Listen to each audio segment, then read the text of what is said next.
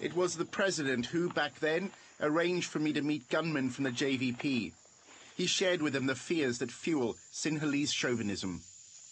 Indians are going to occupy this land. They are going to take over this land. And already they have 100,000 soldiers in this country. And our fear is that they might come to down south and they might occupy this area. What will happen to us?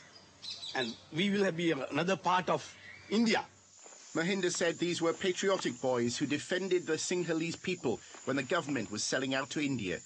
They certainly weren't terrorists. That time they never called them terrorists. They always used the word of insurgents. So the language has changed? Language has changed. This is what the difference is. They call them insurgents. They never call them terrorists. But you did understand the reasons why they took up a gun? I was not sympathizing the cause. I was sympathizing with them the way that the government handled. I believe in it, even today, that I can't be a terrorist. The government cannot be a terrorist. We can't act like terrorists. But the allegation of state terrorism is now being made by Tamils and Sinhalese who oppose the war against his government. The disappearances of the late 1980s introduced a culture of impunity into Sri Lankan politics. Murder and abduction almost became an acceptable tool of the state's counterinsurgency policy. Once again, mothers and wives are coming forward with stories of missing loved ones.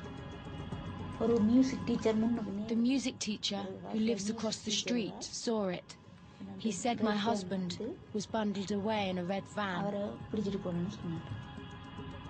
4 months after her wedding, this woman's husband disappeared. She fears for her life, and we've concealed her identity. The army had earlier accused her husband, a van driver, of delivering supplies into tiger-controlled areas. As soon as I heard about his disappearance, I went to the army camp and made inquiries. Only then did they say they would start a search. She has heard nothing since from the authorities. Anyone accused of links to the fight for a Tamil homeland is a potential target, even aid workers.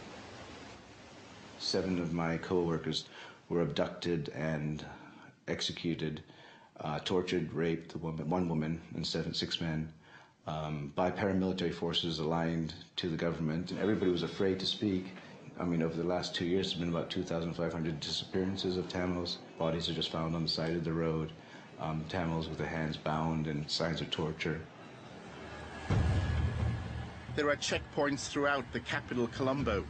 They're intended to detect Tamil tigers infiltrating from the north. But the controls have instilled fear amongst the 300,000 Tamils living in the city. Critics of the government have been silenced. To oppose the war is seen as an act of treachery. Journalists can't speak, they can't write, the parliamentarians can't open their mouth, anybody can arrest at any time, the business people can't live, they can be abducted, millions can be taken. By whom? By the armed forces, by the paramilitary groups working with the armed forces. Does it disappoint you that some of the human rights groups now are making the same allegations against your government? Yes, I'm very disappointed with them, you know. Most of these people are paid agents. The human rights groups? Some of the human rights groups here. And some, of course, is misled by the propaganda of the SGT. I have given clear instructions to the army, the forces, and the police that they can't take a man without a warrant. After this president comes to power, within the last 3 years, 4 of our parliamentarians were killed or murdered by this regime, I will say. I am advised by so many people, don't criticize the government. As a parliamentarian, don't I have the right to speak? But I am having the fear within myself. A military victory over the Tamil tigers will not end the grievances and hatreds that made thousands of Tamils pick up a gun 3 decades ago. Suresh fought for a Tamil homeland in the 1980s. He then gave up the gun and tried to defend the rights of Sri Lanka's Tamils within the democratic system. I surrendered the weapons. We joined the so-called democratic mainstream. Now I am totally fed up. I am totally frustrated. Why the hell I have to be in this parliament, risking my life? If I am alone and suppressed by so many forces, what can I do? You want me to get killed? You want me to die? You want me to perish all my community? What can I do? Tell me the alternative. But to pick up a gun. The Sri Lankan government wants to extinguish the idea of an independent Tamil homeland. History has shown, though, that ideas are not usually defeated on a battlefield. The Sri Lankan government has used the language of the global war on terror to try to sanction its brutality.